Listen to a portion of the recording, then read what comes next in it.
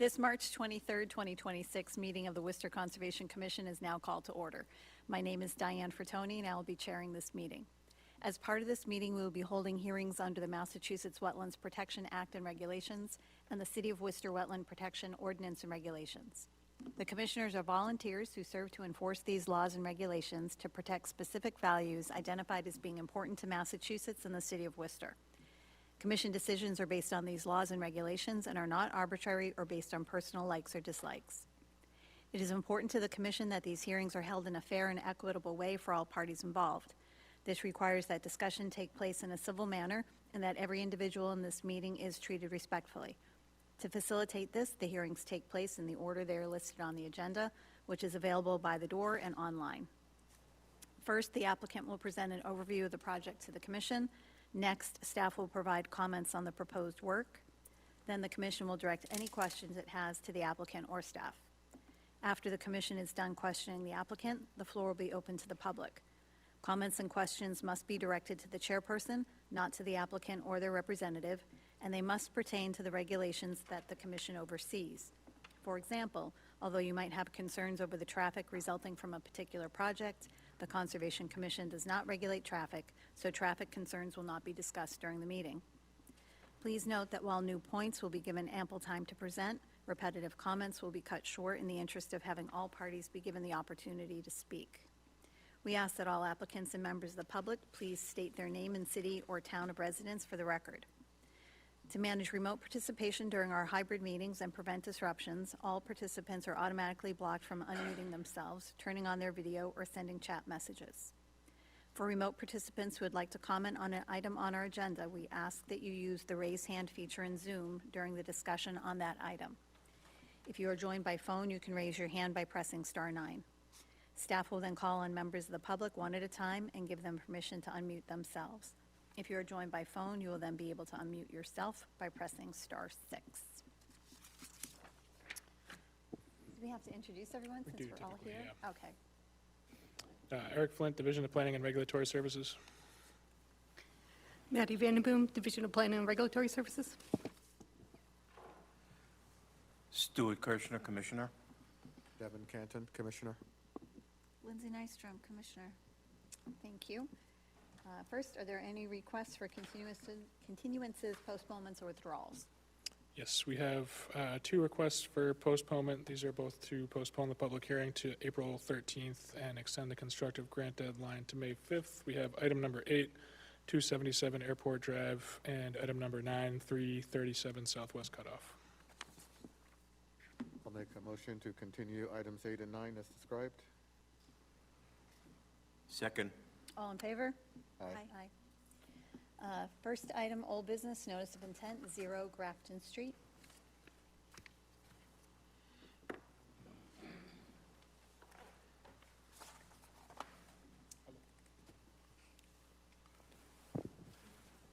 Good evening. Am I on? You are. Good evening, Madam Chair, board members, staff, and general public. My name is David Sadowski. I'm the principal of DJ and Associates. I'm here with the owner applicant of the property over on, it's called 0 Grafton Street. It's actually Assessors Map 41-028-0000B. At the last meeting, I was actually away, and I was on video talking, and there were several changes that need to be done, and we had to talk about the riprap aprons being a structure. So we pulled those riprap aprons back. We also had a comment from DEP to make sure we were 50 feet away with the basin for recharge. That's one of the requirements for recharging the aquifer. Those basins were moved accordingly. Underneath the infiltrators that are shown between the two buildings, both building rooftops will be white roofs, and they will be recharged 100%. That we went out there and we did a soil test in that area, and we noted that we put that onto the plans under the existing condition plan. And we also looked at there needs to be markers on the 15-foot line. We've indicated where those would be. I think we have 10 of them on the plan. We've spaced them out, and we've also shown plantings where the drain pipes or the footing drains are going to go out.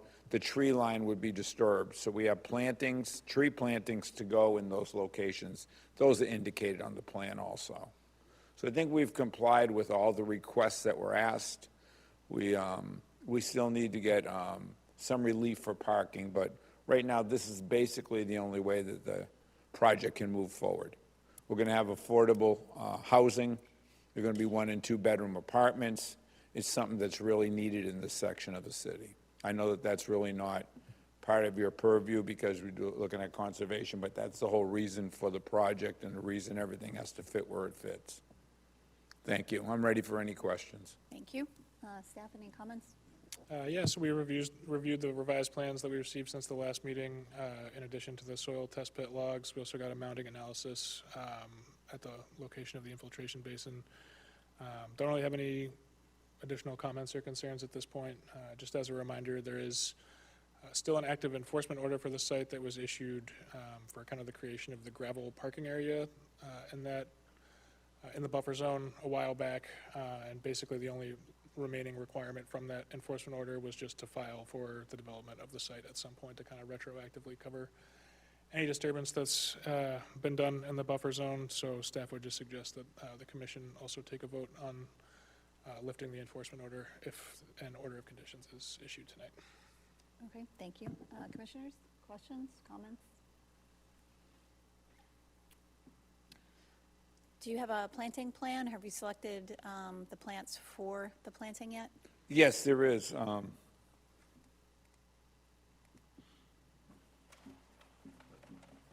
Right now, we don't have any plantings shown around the building, but we do have plantings for the types of trees.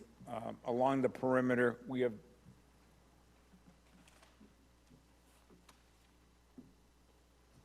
what we're calling for is honey locust, poplar, which are both resilient to the different types of insects. Also, we are going to have dwarf Alberta spruce and oak leaf hydrangea bushes. Those are going to be some of the other plants that will be around the buildings. Right now, the trees themselves, because the trees themselves along that wetland line or the tree line toward the wetlands will be where the locusts will go, and then the trees that will be going along, you can see them, they're every 25 feet along the perimeter, along the property line. Outside the 100-foot buffer zone, that's where the poplars will be going. Okay. On the tree species, we would suggest possibly an alternative to the poplar. Those are host species for the ALB. They are? They are, yeah. So just a replacement. All right. Any native replacement would be sufficient.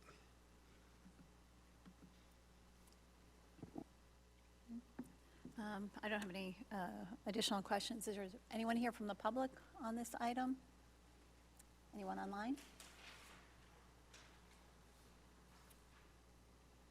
Nope. Okay. Is there a motion? Make a motion to close? Second. All in favor? Aye. Aye. So proposed order of conditions? Yep, so in addition to the standard conditions, we would have 26 for wetland flagging. We would have a condition for revised plans, just updating the tree species to include ALB-resistant species. 37 for stormwater system, stormwater management system maintenance. 39 for PE certification of stormwater infrastructure installation. 44 for permanent markers, that those be installed at the locations depicted on the approved plan. Condition number 48 for dust control, 49 for dewatering, 50 for cement truck washing, 51 for equipment placement, 56 for spill prevention, an as-built site plan as part of the COC process. Condition number 65 for fertilizer, 66 for sand and salt, 67 for snow storage, that in addition to no storage in the 30-foot buffer, that no snow be stored in the stormwater basins. We'd have condition number 68 for wetland permitting, and those would be ongoing conditions 37 and 65 through 68. Any questions? No. I do have a comment. So I know you're not showing that snow storage is happening at the emergency turnaround for the fire department, but I just wanted to be noted that no snow should be stored there because it should be available for the emergency services. That's a good point. You can add that into the wording for that condition. Or the fire trucks will back up, we can't store this.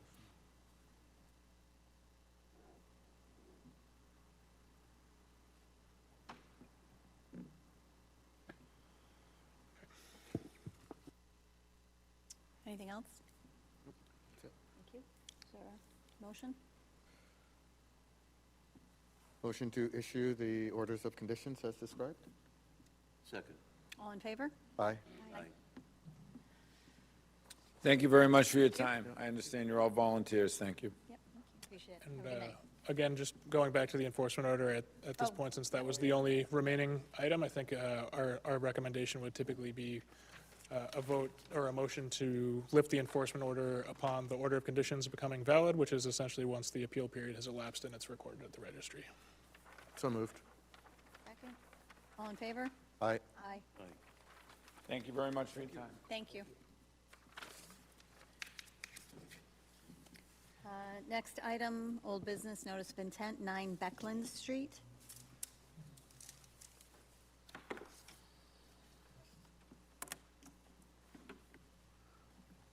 Good evening, I'm Kate Wilkins from Ecotech. Can you guys hear me? Yeah. So just a recap from the last meeting, this project is a proposed single-family house with a paved driveway, septic system, retaining wall, and associated site work in the 100-foot buffer zone. At the last meeting, we continued to give the conservation staff some time to review the wetland boundary to get some snow melt for that. We did hear from Eric and Maddie, and they verified the delineation. We also issued an updated plan that addresses the DPW comment to extend the water service connection out 100 feet in Gensel Ave, and that's shown on the updated plan. And then at the last meeting, there was a comment from one of the commissioners about the house foundation and whether it could be shifted any further from the 30-foot setback. And so we did update the plan and shifted it basically as far back as it can go. So the backyard setback is what's controlling it, as well as the septic system. Both of those are controlling the house to be in the location it's in. And so we revised it. It's about a foot off of that 30-foot setback to give it a little bit more wiggle room. And I believe that's all of the staff comments and what we had heard from the commission at the last meeting. But if you guys have any other questions or comments, I'd be happy to go over those. Any further questions or comments from staff? So, just confirming, staff comments have been addressed with the most recent revised plans.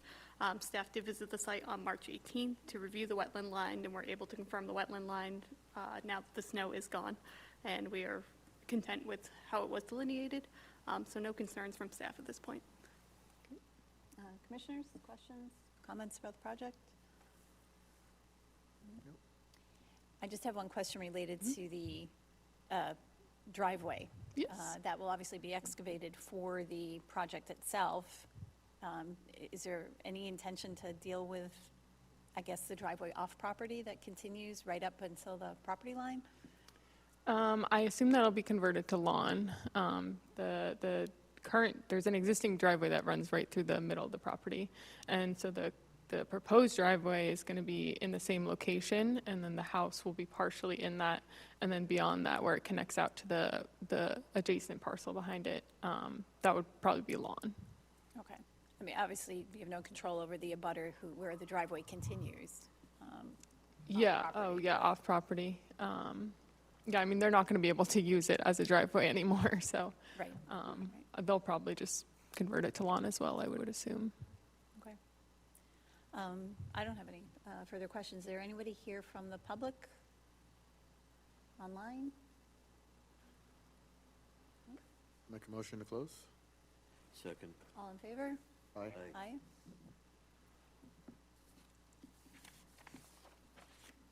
Is there a proposed order of conditions?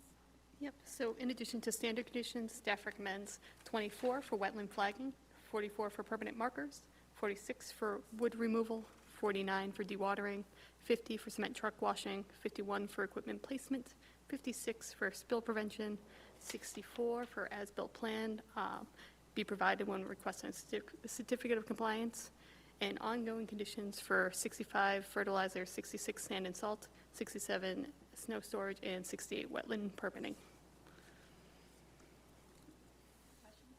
Nope, sounds good. Nope, none here. Make a motion to issue the orders of conditions as described? Second. Aye. Aye. Great, thank you, guys. I'm on the next one, too, so I'm just going to stay up here. Next item, new business. Request for an amended order of conditions, 465 and 467 laid down. Did you hear that? Yes.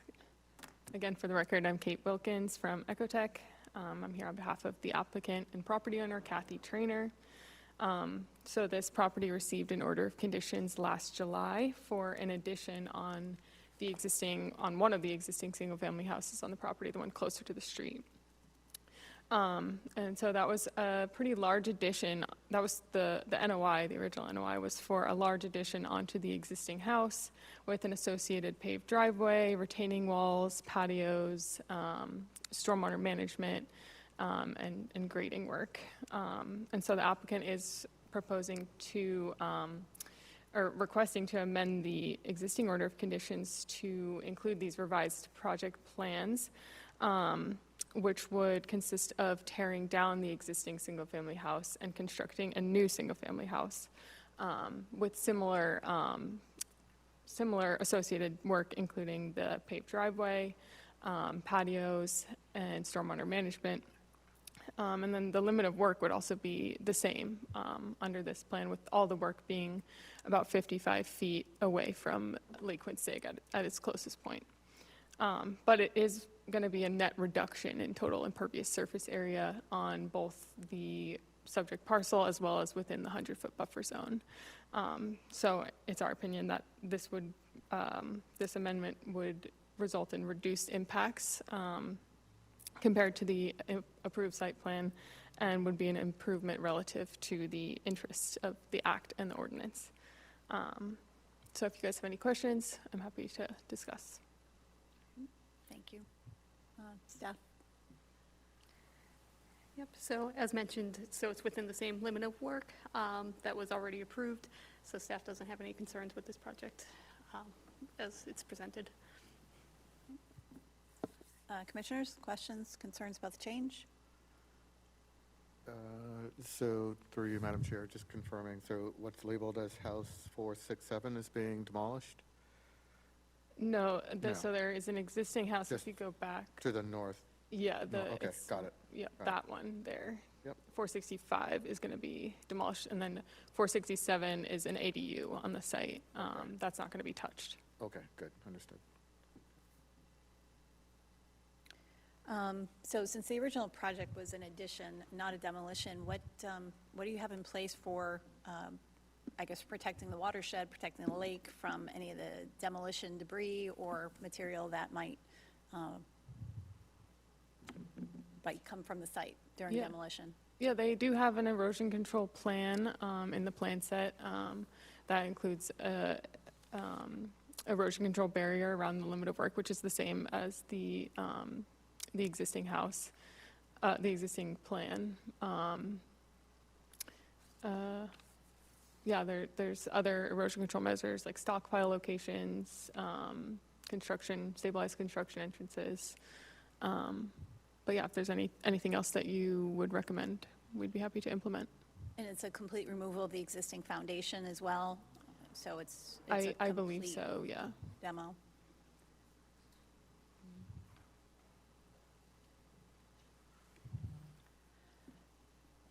I don't have any additional questions. Is there anyone here from the public on the project? Online?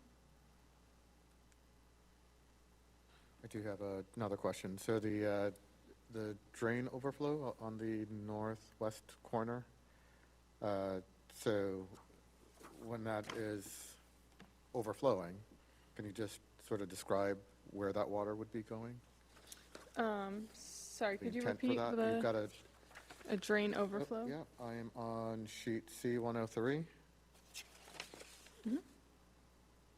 and the upper northwest corner where you've got a roof drain overflow.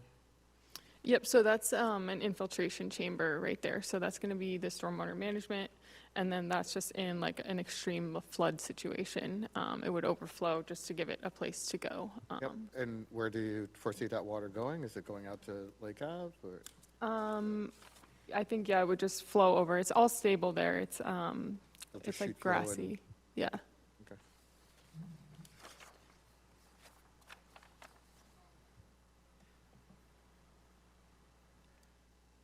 And the reason I ask is just to make sure that we're being sure that it's not going to impact the adjacent properties if it were an extreme event. Yep, that makes sense.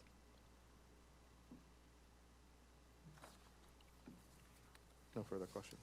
I have it's more of a technical question for staff on an amended order in terms of adding something that either we didn't see on the initial order. Is it allowed, appropriate, or? Okay. Yep, so you're allowed to add additional conditions if you'd like onto the. Onto order the of amended conditions. order? Yep. Got it. Okay, and since we don't have them listed here previously, did the original order of conditions address any long-term or ongoing order of conditions related to fertilizer, phosphorus, or?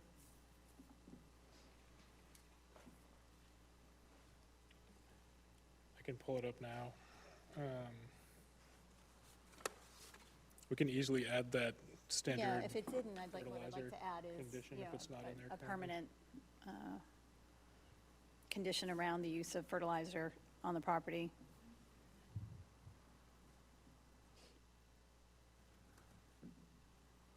And it'd be my preference to see the homeowner put some type of plantings. The lake at that point has almost nothing. There's no vegetative border or barrier around. I wouldn't make it a requirement of the project, but would ask that they consider doing it. Sounds good.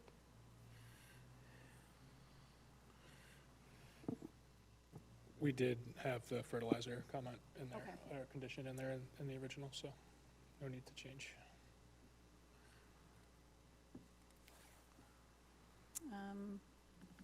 I don't have anything, you have anything else? Did I invite the public already on this one? I don't remember. Anybody online? Okay. Is there a motion? I'll make a motion to close. Second. All in favor? Aye. Aye. Aye. Motion on the amended order of conditions?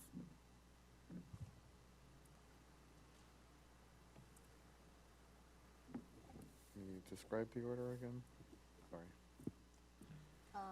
The applicant's request to change the project from the addition of the house to the demolition of the house and the rebuilding of the house with a reduction in impervious coverage. So moved. Second. All in favor? Aye. Aye. Great. Thank you, guys. Have a good Have a great night. Next item, new business notice of intent, 500 Salisbury Street, Assumption University, Brian Kelly Stadium.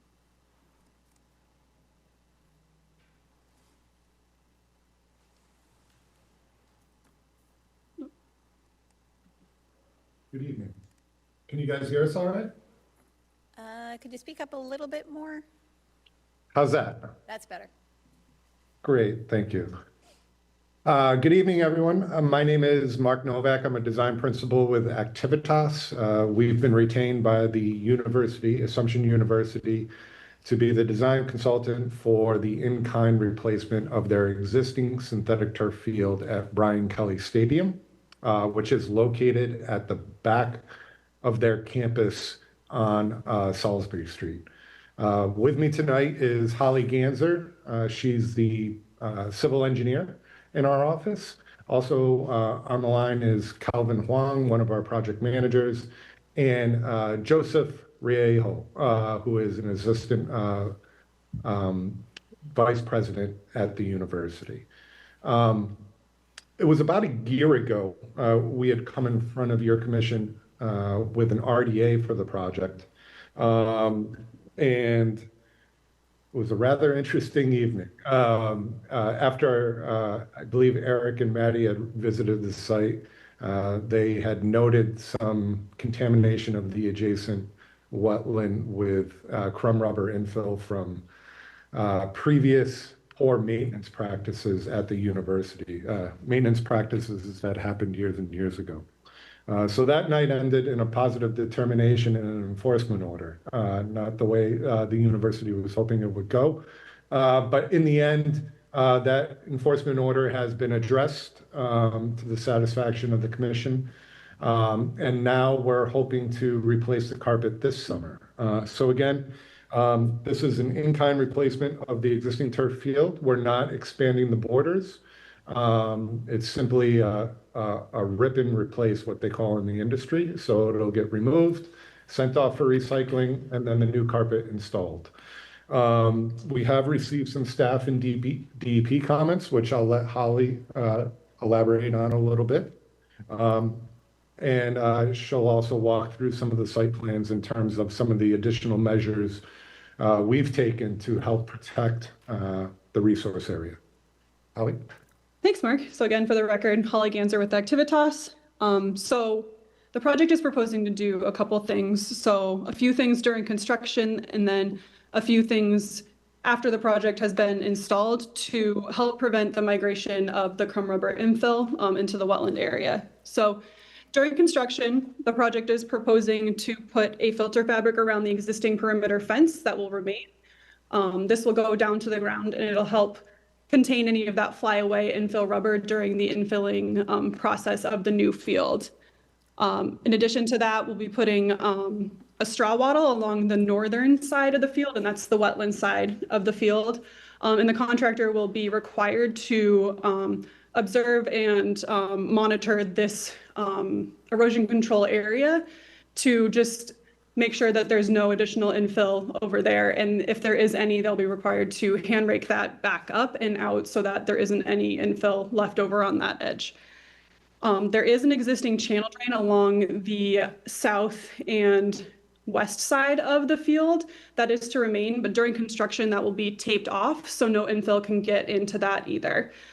Following construction, the contractor will be required to clean out that channel drain, including cleaning out the catch basin areas and removing any of that infill and any of the debris that is in that as well. So those are the measures that we'll be taking during construction. And then after construction, we'll be proposing a few things as well. We don't think there will be much migration of the infill once construction is finished, but we are just proposing a few extra things to help prevent any movement, further prevent any movement. So in those channel drain catch basins, we are proposing putting a filter on the outlet of them just to help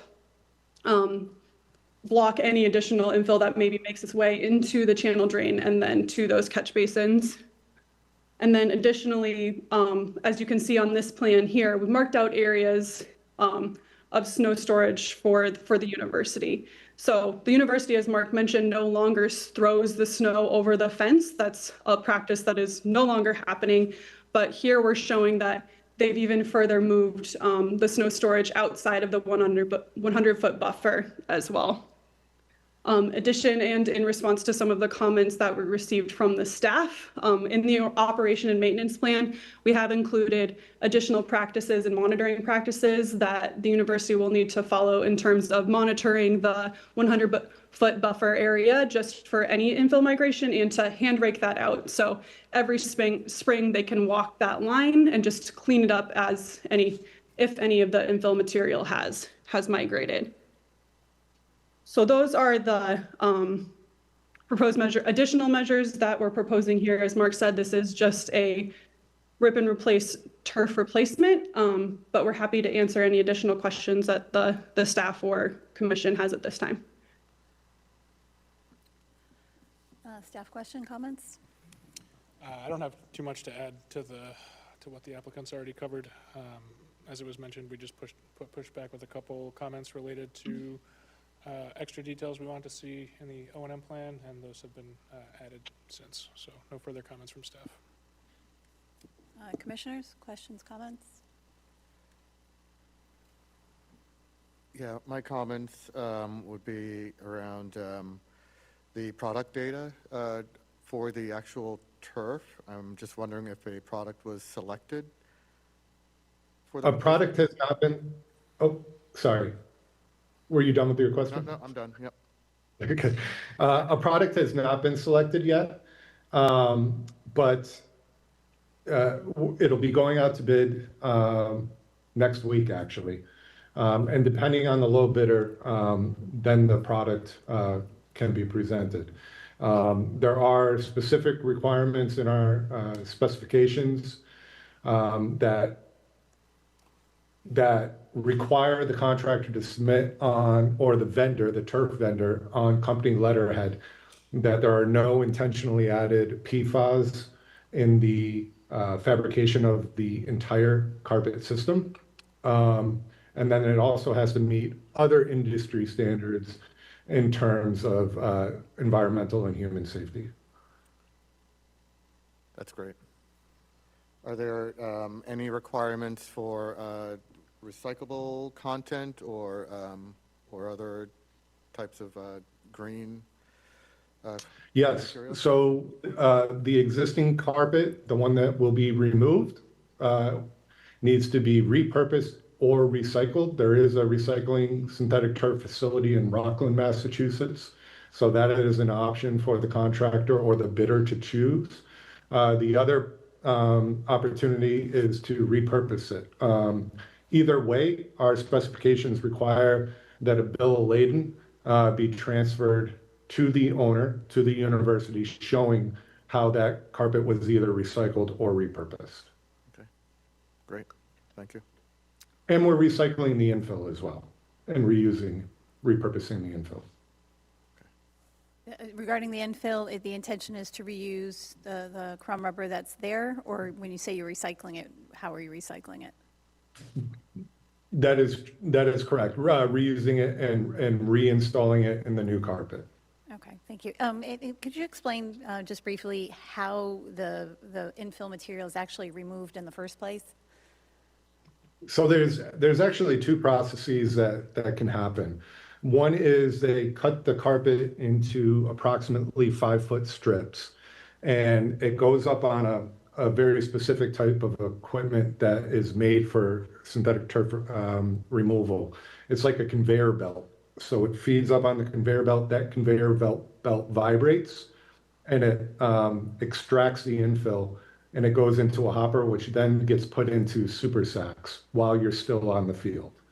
Then the super sacks will be staged in the parking lot where we have silt sacks, just in case anything gets out of the super sacks, which it shouldn't. And they'll sit there while the new carpet is being installed, and then it'll be brought back on the field for installation. And could you The describe? other process is it can go to the recycling facility, and at the recycling facility, they extract it in their recycling process and then clean it and repurpose it. And when the crumb rubber is put back on the field, what is the process for spreading it? So the process for spreading it is it goes into a large, it's a spreader. It's basically a tow behind wagon that has a spreading mechanism on the bottom of it. And it'll spread the infill very thin lifts over the entire surface of the field. And then it'll come in with a Laymore brush, and then they brush it in. And then they repeat the process over and over again until they reach the desired infill depth.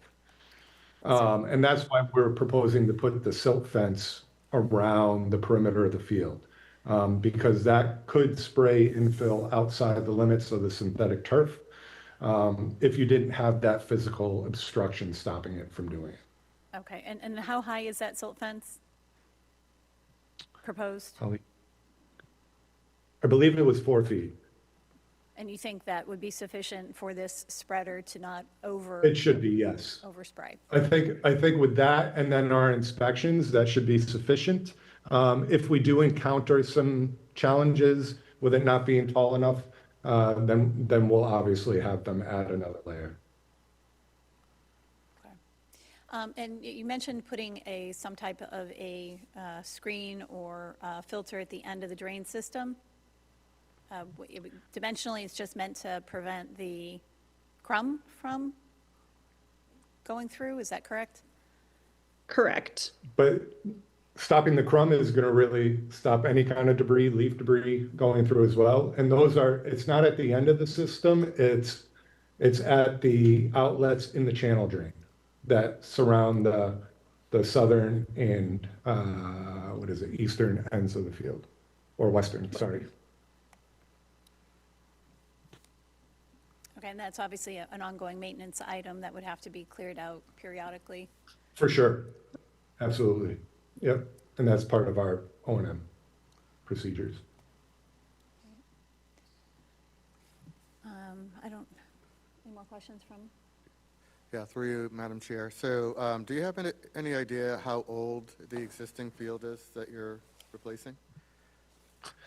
I believe last year we were at year 10, and this will be year 11 when it's being replaced. So my concern would be with the reuse of the crumb rubber. I'm not sure if you have any product data that would state that the existing material is also free of PFAS.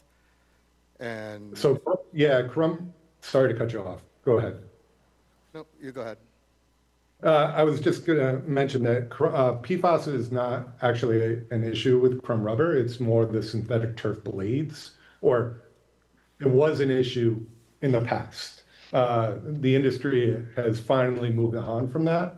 And it was really, the PFAS was an additive in a lubricant used when they were extruding the fibers for the synthetic turf carpet. The crumb rubber does not contain PFAS. I'm looking at some documentation on the Massachusetts MassGov website that Yep. sort of states otherwise, that talks about some of the material chemicals are present in crumb rubber, and several ways of being exposed to these chemicals are breathing the chemicals of the crumb rubber from dust particles. And so now that this is going to be disturbed and moved around, and it's been sitting there for 11 years now, I'm not sure how confident we can say that the stuff that you're planning on reusing is free of PFAS. And, Well, it's being yeah, disturbed. I guess I can't definitively say that it is free of it, considering it's been exposed to rainfall, and rainfall in the Commonwealth has been found to have PFAS in it as well. But, there are hundreds of studies, and even the EPA has come out and said that crumb rubber is safe for human health and the environment, as long as it's used for its intent as an infill in a synthetic turf system. Okay, I think it would be nice if you can provide any sort of accompanying Happy to, yeah. documentation to just sort of support that. Yeah, sure. Yeah, great. Anything else? Anyone here from the public on the item? Anyone online? Is there a motion to close the hearing? So moved. Second. All in favor? Aye. Aye. Proposed order of conditions? All right, so in addition to the standard conditions, we have condition, I guess first, Commissioner Canton, would you want a condition of approval that the documentation be provided regarding the Yep. presence of PFAS in the infill material? Yep. Okay.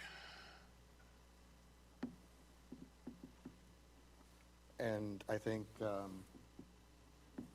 yeah, he sounds confident that he can provide it, but if we can't make people confident that it's okay, then maybe they have to just use new infill material that has proper documentation. Okay, so phrase it as provide documentation regarding the lack of PFAS in the Existing. existing infill materials,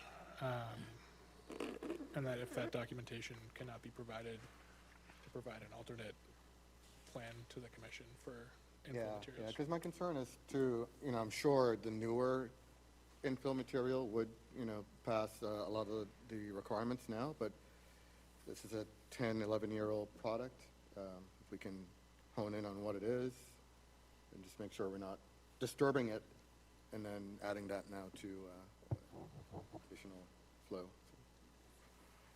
Okay. So we'll have that condition. We'll have condition number 24 for wetland flagging, 49 for dewatering, 51 for equipment placement, 56 for spill prevention. Just an ongoing condition for the continued operation and for the continued implementation of the operation and maintenance plan, including the inspection of the BVW area. Condition 66 for sand and salt, 67 for snow storage, that be stored outside of the 100-foot buffer as described in the application materials. Condition 68 for wetland permitting, and those ongoing conditions 66 through 68, in addition to the O&M plan mentioned previously. Does the applicant have any questions about the conditions?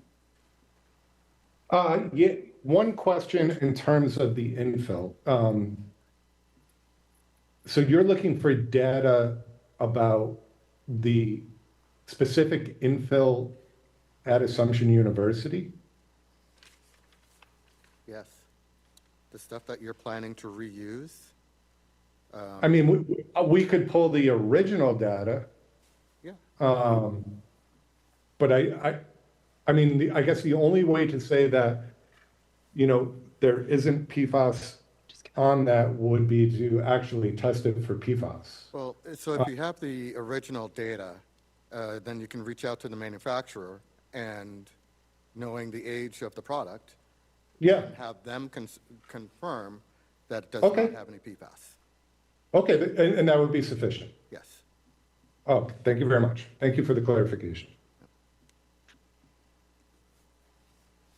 Is there a motion? Motion to issue the orders of conditions as described. Second. All in favor? Aye. You're all set? Thank Thank you very much. Have a great evening. You too. Next item, new business notice of intent, 75 Level Street, Columbus Park School.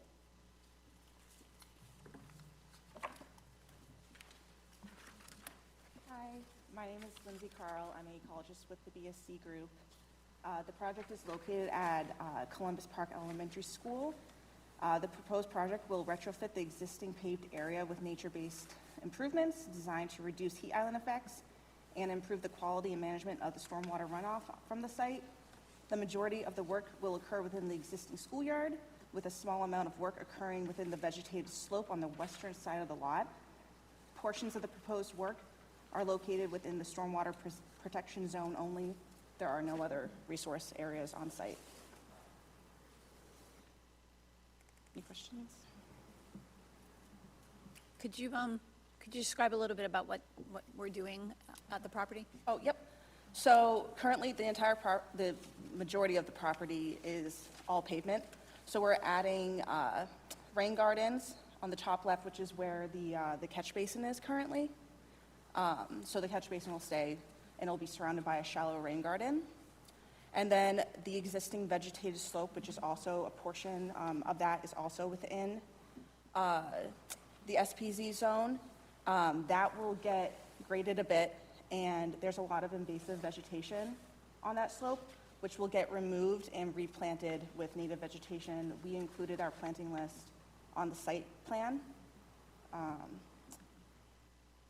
So we're also adding additional outdoor play areas as well, and a new basketball court area, and most of the site will get reduced to pervious pavement. What remains impervious will be resurfaced, and heat-reducing paint will be added to reduce the heat island effect on the site. Staff, questions or comments? So staff had some minor comments, basically requesting for more information on the rain gardens and the bioswale. All these comments have been addressed with revised plans and a comment letter. We did ask that test pit data be provided at the location of the rain garden, but understandably, it's an active playground and it's waiting on grant funding, so they're gonna put that in the bid for when they go for construction, and once they know they have the money to move forward with this project, which is fair. We also asked for snow storage locations, but they don't plow or do any snow removal on playgrounds for safety reasons, so all our comments have been addressed at this point. Thank you. Any questions or comments from the commissioners?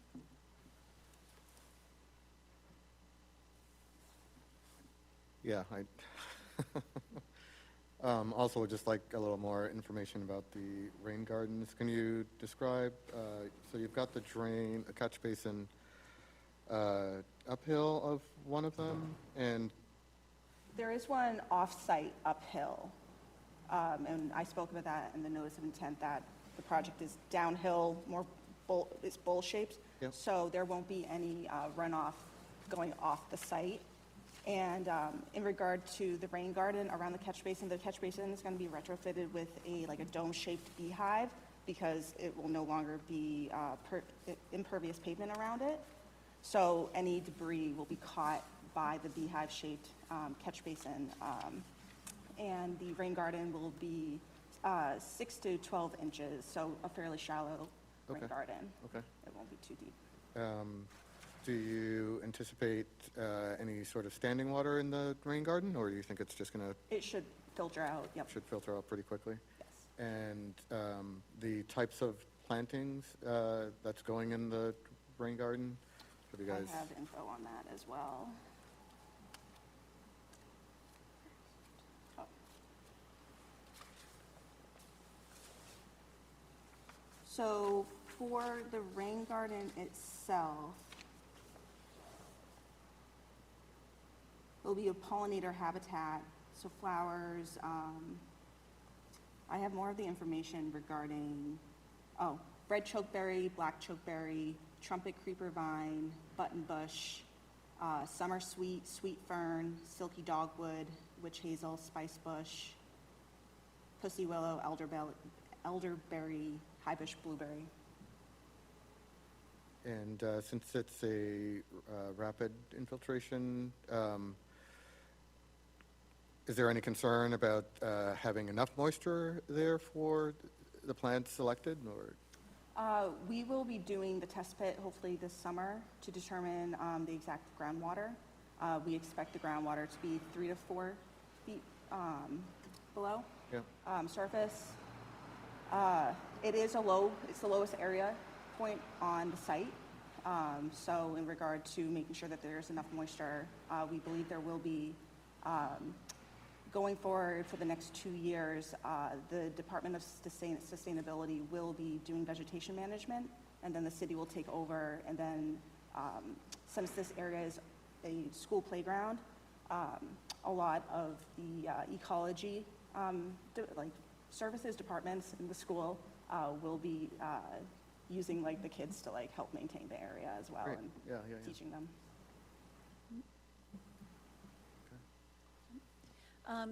Tell me a little bit about the pervious tile product. I'm not really familiar with, Pervious tile, impervious surfaces. well, no, there's, on the site plan, there's a reference to pervious tile, Pervious tile. pervious court tile in the bank shot court. Oh, I Lindsay, believe, if I may. sorry, you can go.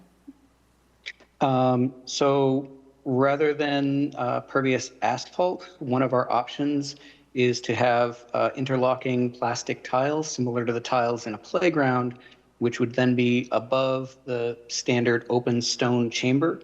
So this infiltrates at a faster rate, but importantly for on top of the play surface, there's also a strong convection cooling.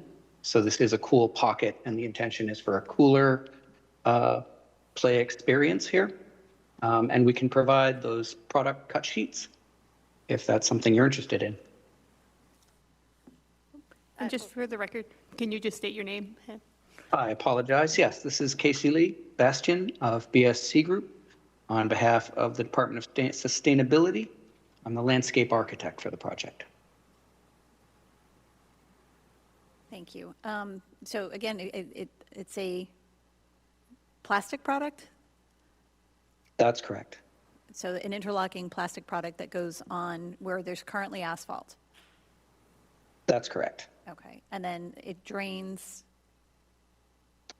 This drains to our rain garden system, pipe crosses the asphalt area and comes into the lower rain garden where it'll daylight, and then any flows will come out to the catch basin. okay, and then in terms of, I mean, you mentioned sort of a heat reduction, any water flowing over this surface, again, it's not asphalt, so it shouldn't be as hot, and flowing then into the rain garden shouldn't be abnormally warm. That's correct. It should be substantially cooler than what's going to the catch basin now.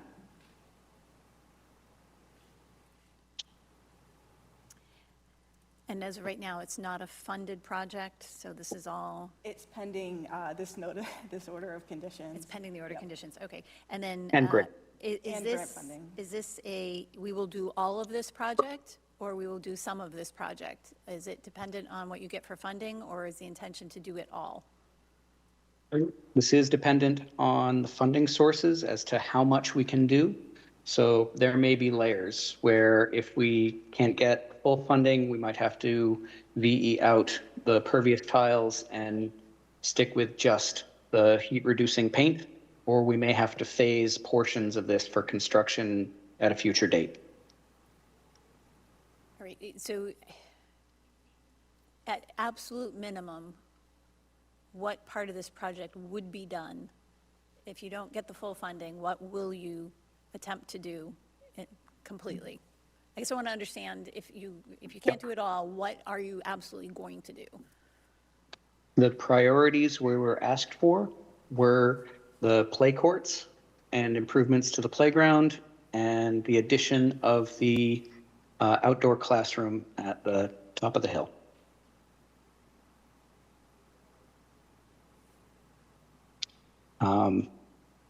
Second phase would end up being any enhancements to the existing picnic area on the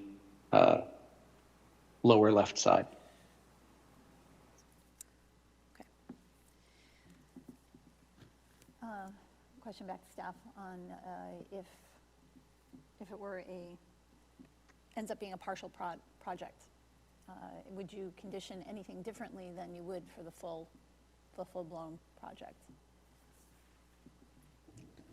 So I think either way, this is an overall reduction in impervious, right? So I think if this were a project where it was proposing additional impervious area, we want to very securely condition that any impervious area be offset by appropriate stormwater measures, it being an overall reduction in impervious. I don't know that we'd have the same level of concern. We could certainly include some sort of condition regarding reporting back to the commission on any phased approaches that become necessary due to funding availability. I'm not sure if that answers your question or if there's And- another way I can try and Well, I respond mean, to since that. the overall project is to improve the impervious nature of the site, anything that's executed is probably an improvement. But I think I would like to see some communication back, once the scope of work is known or the scope of funding is known, to say that this will be the extent of the project. And that, we have the opportunity that if somehow it creates a condition that then concerns us, like we did this, but now the water's flowing here, that we have the opportunity to come back and say, okay, this needs to be amended. Yeah, I think we could come up with a condition where a plan be provided to the commission prior to starting work for the commission to review. And if there's a feeling that what's proposed is a significant enough deviation from what's proposed currently, that the applicant come back for a project change request or a amendment request, order. depending on the scope of the change. Okay, all right. Through you, Madam Chair, I'm wondering if maybe a phasing plan might help too, if there's this is the goal for, the base of the project, and if you get full funding, then it's, the second half. Okay. I think, looking at the planting plan, it looks very lush, and so a lot of times with funding questions, trees are one of the first things to get cut, right? But those can come in anytime as funding develops, so. So, just to be clear, once we have the funding secured, we'll let you know and tell you what is going to be completed during the first phase of funding until we get additional funds to complete the project? Correct. I think we just want to understand what the scope of any limited version of this project would be, to know that, okay, we're okay with that, and you don't need to come back or the scope is substantially different somehow, or redesigned in some way that Okay. raises a question. And one final clarification for me, sorry. So the irrigation, I just wanted to clarify, these are just like hose bed locations, right? You're not thinking full irrigation on the site? No, this is. That's correct. Yep, Okay, yeah, thanks. there won't be rivers. Any other questions from commissioners? Anyone here from the public on the project? Anyone online? I'll make a motion to close. Second. All in favor? Aye. Aye. Aye, thank you. Proposed order of conditions? All right, so in addition to the standard conditions, staff recommends 27 for test pit data, 40 for retention basin vegetation, 48 for dust control, 49 for dewatering, and ongoing conditions 37 for stormwater management systems, maintenance, and 66 for sand and salt. And then the condition, so prior to construction, provide a plan to the Office of the Commission confirming the scope of work.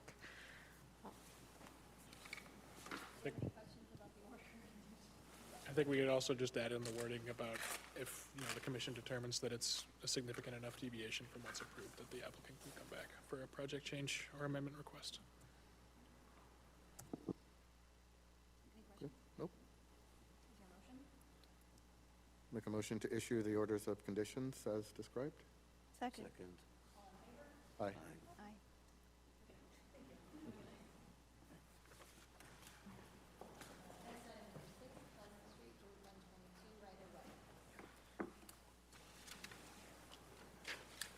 Hi, I'm Andrea Kendall with LEC Environmental Consultants. I'm here tonight on behalf of MassDOT's proposed Pleasant Street Complete Streets project, which includes an approximately 1.4-mile section of Pleasant Street and corridor improvements there, extending from South Olean Street west all the way up to the Paxton Town line. With me tonight, we have a couple of members of the team from MassDOT, Tracy Capillotti and Michael Joa, and then from the tool design, the project engineer, Colleen Lathrop. Before I pass it off to Colleen to go into further detail about the project, portions of the Pleasant Street corridor is located within the 100-foot buffer zone to bank to intermittent stream in select areas bordering vegetated wetland. We are not located within the 25-foot riverfront area associated with Tatnick Brook, but within the project area, down in that section, a small portion is located within bordering land subject to flooding. So we'll get into the project details, and then we can circle back and talk about those activities within jurisdiction. All yours, Colleen. Thank you, Andrea. So I'm Colleen Lautrup with Tool Design. I'm representing MassDOT tonight. And we have submitted plans to the commission and have fully designed construction plans, but wanted to go through a high-level description of the project and point out the environmental impacts. So we'll go through the project goals, a typical section, then look at the project as a whole, and then zoom into the environmental impacts. On the next slide. So this project is a smaller version of an old project on the same street. So there was a study done, and there was different MassDOT plans to do a big project on this street, but this project has been scaled back, the scope has been reduced, and now we're just focusing on enhancing pedestrian and bicyclist safety. We're improving the existing bus stops, providing continuous bike lanes, additional crossings across the street, and we are limited to working within the existing right-of-way with no major utility relocations. Next slide. So you can see the existing typical section here in the top. We have a 44-foot roadway with 3 lanes of traffic, wide buffers, and 1 sidewalk on the south side of the street. What we're proposing is to add a sidewalk on the north side and then restripe along with a resurfacing project for the Pleasant Street within the existing curb-to-curb width. So that would be adding bike lanes, buffers, and then narrowing down to just 1 lane in each direction. We will also be resurfacing portions of the south side sidewalk to make them ADA compliant. Next slide. So from a high-level view, this is the project with each resource area pointed out. So there's a couple wetland buffer zones that we'll be working within. And then there's, as Andrea noted, there's the Tatnuck Brook riverfront area and borderlands down at the far right side, the east side of our project. So those are the areas that our project is going through. We are not planning to do any work within that Tatnuck Brook riverfront area, however, as Andrea noted. Next slide. So all the work in the corridor will include erosion control, best management practices, including compost filter tubes and silt sack protection of existing catch basins. A large portion of the work within the buffer zones is defined as a minor activity. Of the work proposed within the buffer zone, there is a net of 3,202 square feet of additional impervious area within the buffer zones where sidewalk is being added. So the only additional impervious area that we're adding is sidewalk. And then on the next slide, our proposed work includes tree trimming, but only as shown on the plans to provide a 7-foot vertical clear path along the sidewalks and within 1 foot of the existing guardrail. As you can see on the image to the right, some existing branches encroach into the clear path of the sidewalk, and we're just endeavoring to clean that up as a normal maintenance plan, as in line with a typical maintenance plan for the sidewalks. There are no tree removals proposed with this project. There will be some back curb in locations where there's grade change, but due to the limited scope of the project, we are only constructing sidewalk where it can be placed with a maximum of a 12-inch retaining back curb on the back side of the curb. Work within the flood zone includes a net addition of storage, as the intersection at South Olean Street will be upgraded with a compliant ramp for crossing the street. So the only work within that flood zone that is not resurfacing of existing pavement is to reconstruct the ramp on that corner to add a curb that protects the level landing, and then add a level landing for people waiting in that on that corner. So on the next slide, there are locations where we are, because of the realignment of a side street approach, will be required to place a new catch basin or relocate a catch basin. This is shown as an example that we're doing this in 3 locations. This is one location. And as you can see, the existing catch basin will be maintained. A new catch basin will be placed within the roadway, and that will be up to current stormwater standards with a deep sump and hood. There will be 3, like I said, along the corridor, and this image is shown as the farthest west example at Sunnyview Heights and Pleasant Street. Next slide, please.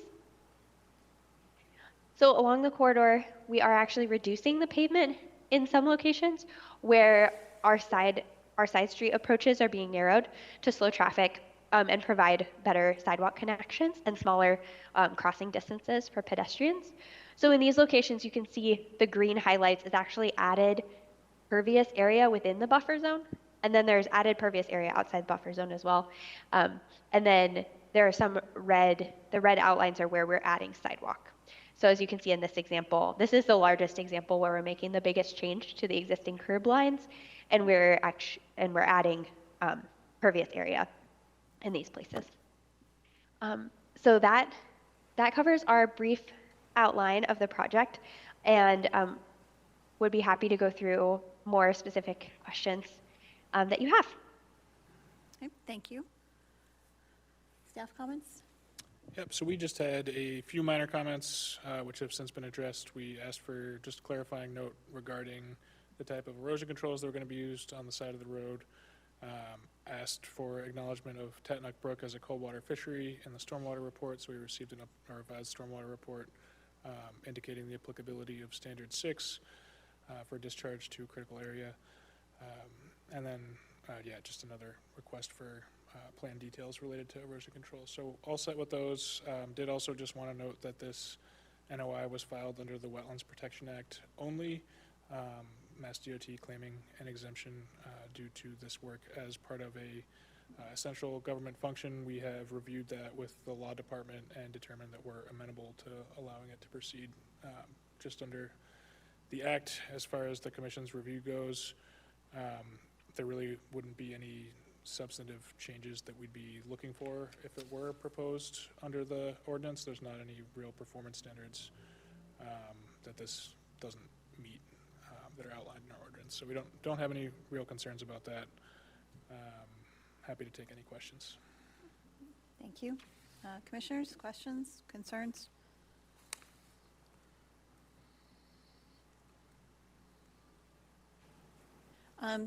Once this project's underway, what's the expected timeline to completion?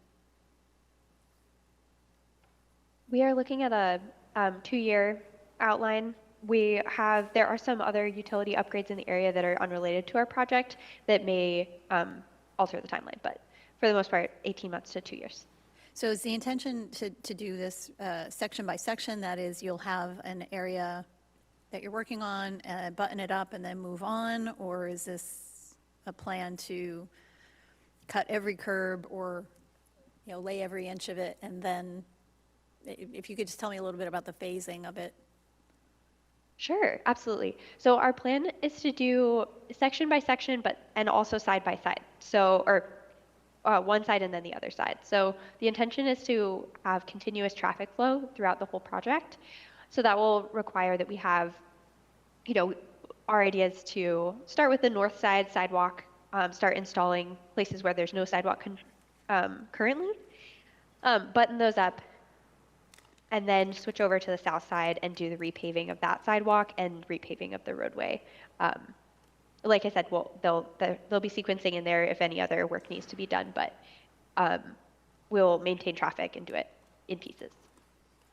And so in the areas where you are adding pervious or reshaping the way the intersection works, those will be redesigned, planted and stabilized before you move on?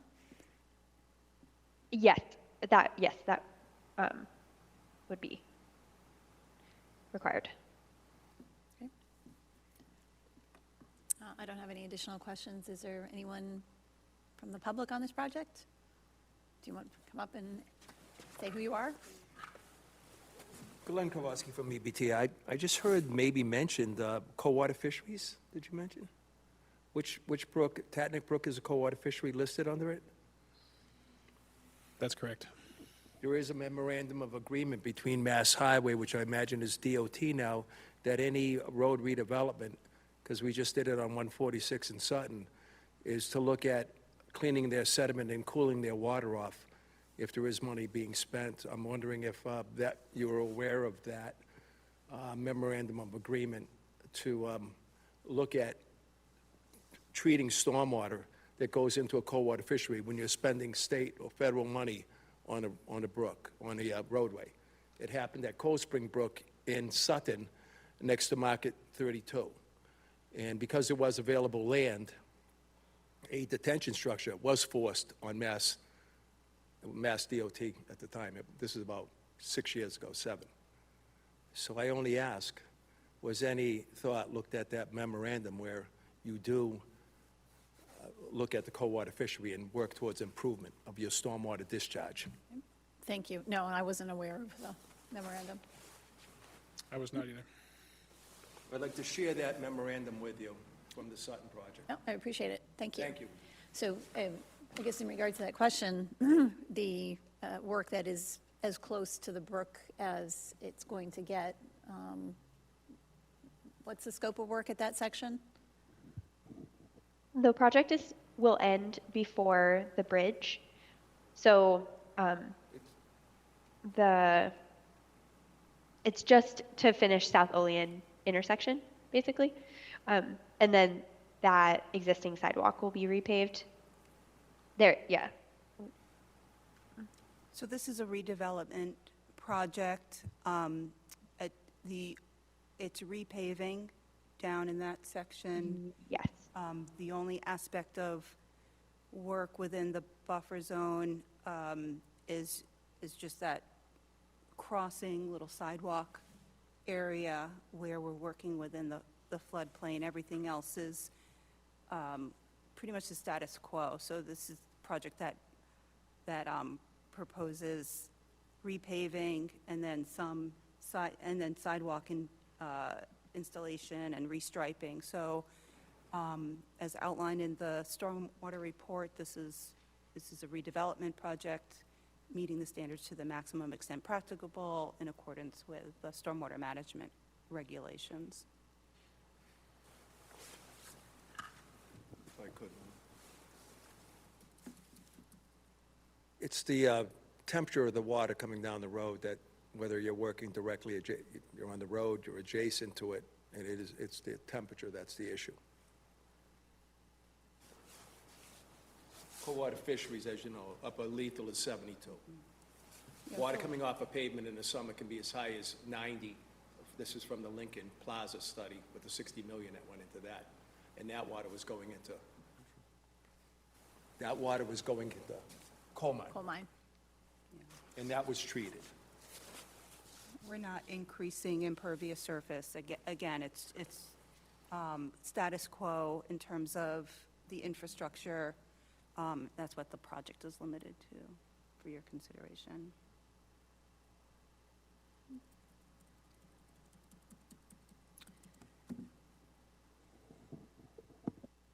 Would you consider postponing until we have a chance to look at this? I guess I defer to MassDOT for that. I don't know if Tracy or Michael, if you can chime in on the project schedule and whatnot. We meet in a few more weeks. It's not a long delay. We do have a pretty tight schedule with this project. Tracy's on. I will just add, this project is fast-tracked, and we have yeah, I'll let Tracy speak. Hi, Tracy Coppolotti, Mass DOT, District 3. I do know that, yes, we are under time constraints for getting this out to bid. So the funding, can be an issue here. But I do believe that we did look at the possibility of putting in some stormwater measures, but there's really no room for us to put anything because this is such a tight site and the drop off. So I don't believe we could fit anything in there. Yeah, given I the mean, right. we are, you know, the several catch basins that we are putting in will have the 4-foot deep sump. Not that, you know, I'm not saying that cools the water, but I do understand the concern that was voiced. Yes. And there aren't, so we're limited to working within the existing right-of-way. And so on these plans, you can see that the existing right-of-way is about 7 feet off of the back of curb. And so with the sidewalk, there's no space no space behind the sidewalk to add stormwater infrastructure.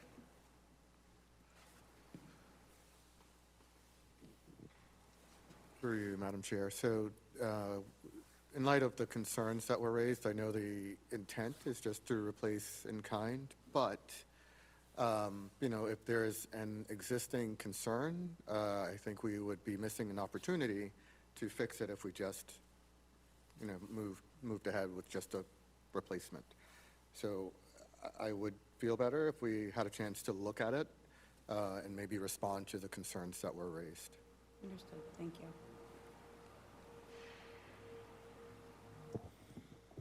And I had a general layout question. If so, most of the sidewalks are 5 foot wide. I'm not sure if that's a standard. I did notice there are a couple of areas where it did reduce to 4.5 over in Jenkins and 4.9 on Andy.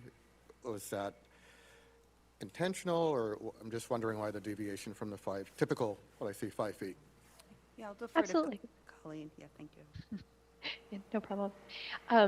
Yes, so 5 feet is the ideal, but 4 feet is the minimum for short distances according to PROAG and the public right-of-way guidelines. Okay. And so we do reduce down to about 4 feet in some locations where there's an existing tree or a utility pole or some other constraint that we can't move because of the right-of-way concerns. Okay. Thank you.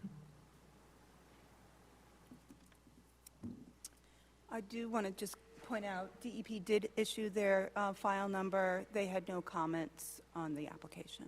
Thanks.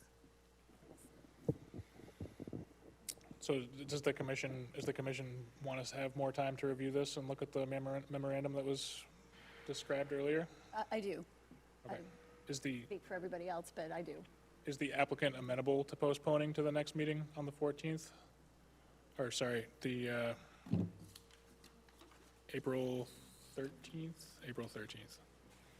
So we can't force the continuance. I just want to make sure. I'm just asking if the applicant is amenable to to postponing the hearing to the next meeting on the 13th, just because we can't force them to. Tracy and the team, what are your thoughts? Yeah, I think we can still, we'll still be okay if we do that. Thank you. Thanks for asking. Michael just raised his hand.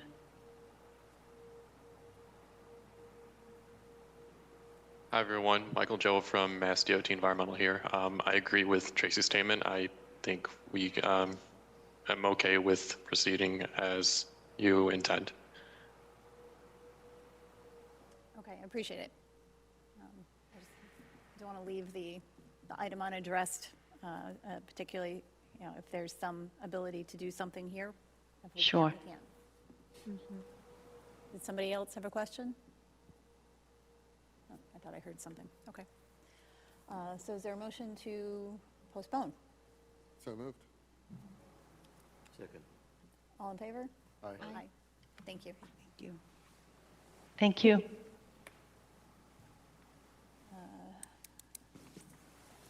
Next item, number 7, new business notice of intent, 33 and 115 Northeast Cutoff, Greater Worcester Land Trust.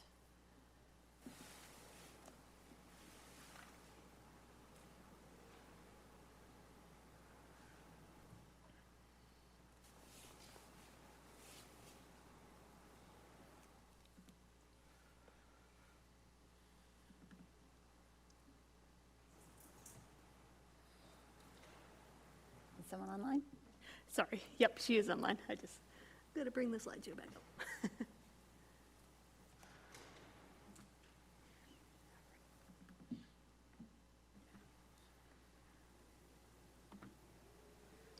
should be good, Meredith. Yeah. Thank you. I was so worried I couldn't talk. Hi, everyone. Okay, should I put my video on? Okay, no video. Okay. I am Meredith Bornstein. I'm here. I'm from SWCA Environmental Consultants, wetland scientist. I have colleagues online too, as well, to support me with this project if questions come up that I can't answer. Let's see. So I wanted to, oh, thank you. So we're here tonight. We filed a notice of an ecological restoration limited project notice of intent in participation with all these folks. The funding is coming from the EEA, Executive Office of Energy and Environmental Affairs.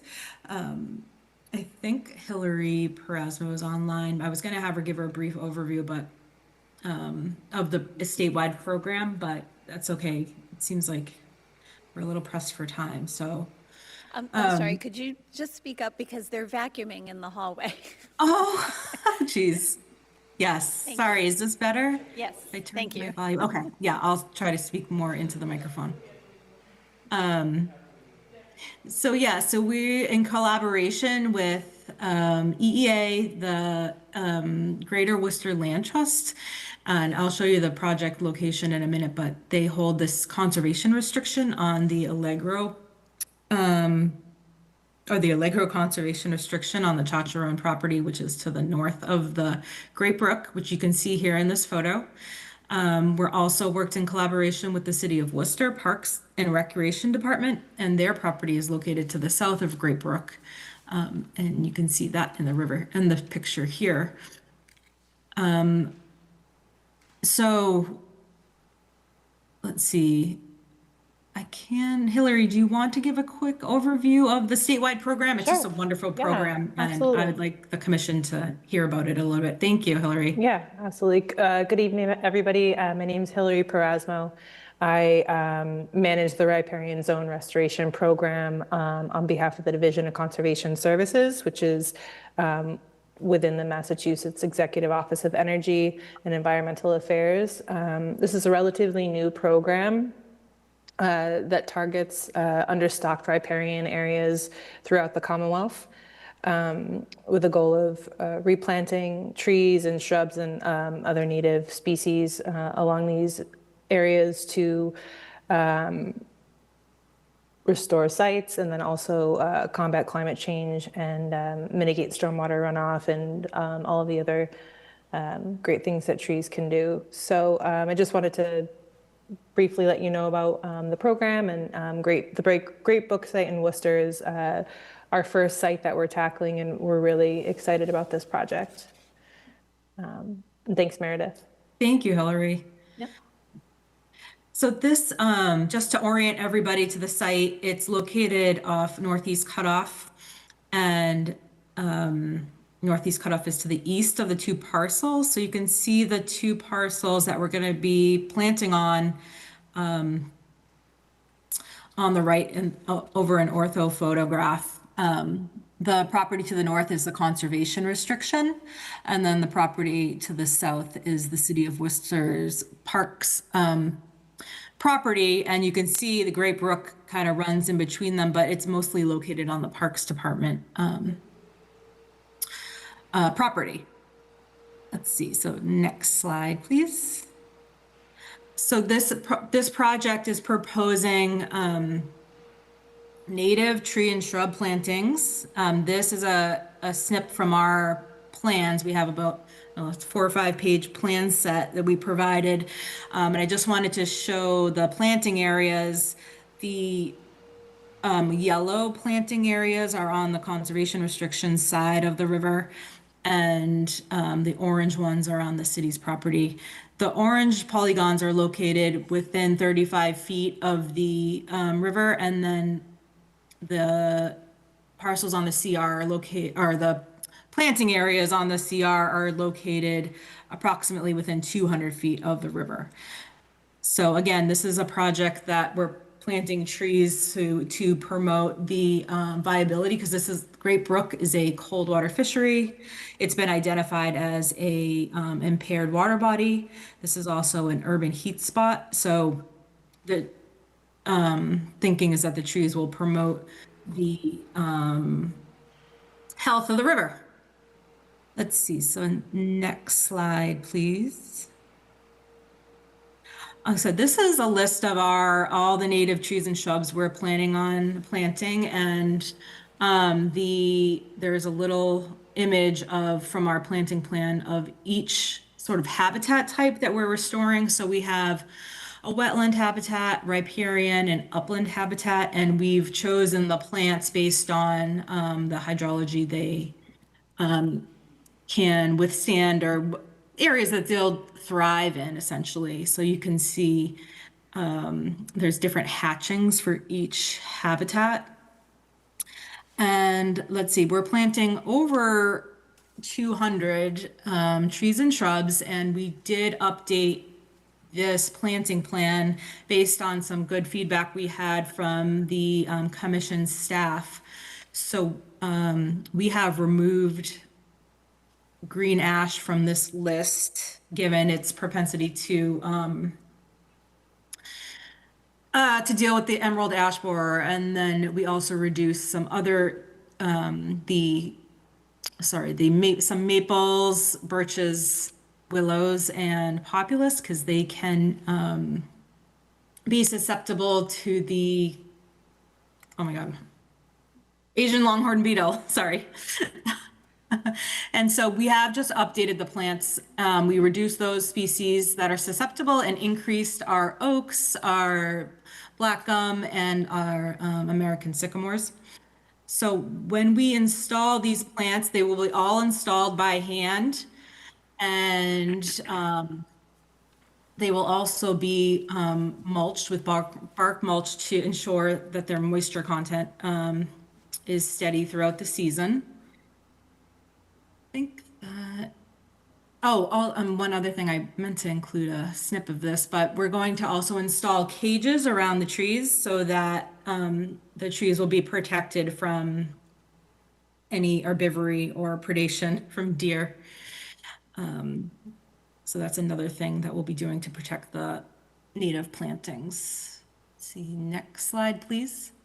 We will also be conducting invasive plant management throughout the project, mostly concentrated in our planting zones so that our native plants and trees and shrubs can thrive. There are a lot of invasives at the site, so we need to manage them. There's a large area of a tree of heaven stand that we're going to be managing, because we want to reduce that seed bank as much as possible. So it doesn't enter into any of the planting areas. So we'll be doing manual, mechanical, and chemical treatment of invasives on this property. And I'm sorry. Let's see, I think next slide.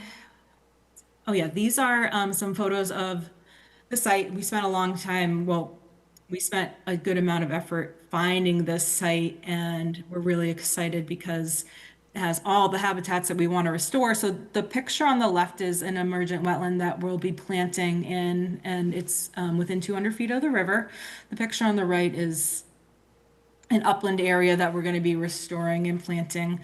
I just wanted to show the commission some of the areas that we're going to be restoring. And our criteria was that the areas obviously have to be non-forested. So that's why the polygons look a little, they're oddly shaped, because we were just mapping areas that weren't forested. And of course, we're looking for places that have minimal invasives, and access, of course, is very important to hoofing all our plants in. So the next slide, I believe, shows the access road. So lucky for us, there is an existing access road that comes in right off Northeast Cutoff, and we're going to be able to drive our trucks right in with all the planting material and get them in hand carts, and then hoof them down to the planting areas near the river. And then the property, the on the Worcester City's property, we'll be able to drive right in there because it's an existing playground. So there won't be any impacts as far as access goes. And I think I wanted to keep it brief and would love to take any questions the commission may have. Thank you. Staff? Yeah, so this is obviously an exciting project. Great to see repairing and restoration. As noted, our main comment was related to the species composition of the planting list. Just asking to kind of re-proportionate a bit to reduce potential pest impacts. I know this was kind of described in the application materials, but could the applicant just kind of go over the process for dealing with the invasive plant species that are removed, and also just maybe describe a little bit about the timing of the invasive work and how that fits in with the planting?